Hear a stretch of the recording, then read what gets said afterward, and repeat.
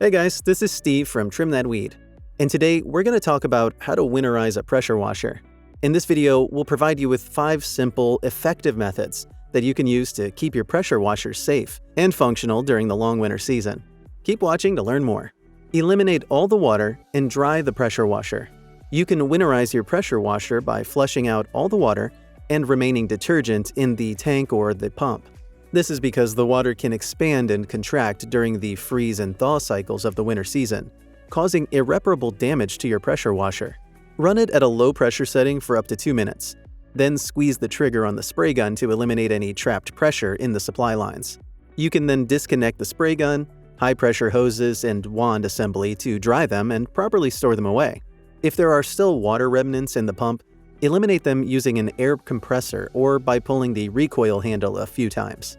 Clean the filters, nozzle, and exposed surfaces. Detach the pump filters and nozzle and thoroughly clean them to get rid of any particle buildup or deposits that may have accumulated on these parts. Also, clean dust and debris from the exposed surfaces and crevices using a damp cloth. This helps prevent rust from forming while your pressure washer is in storage. Stabilize the gasoline. If your pressure washer is gas-powered, add fuel stabilizer to a fresh gasoline supply in the fuel tank, as per the manufacturer's instructions. Run the engine for around 2 minutes to distribute the stabilized gasoline through the fuel system. This helps prevent the gas from clogging the engine parts, making it difficult to start your pressure washer next season. Fill the pressure washer with pump saver.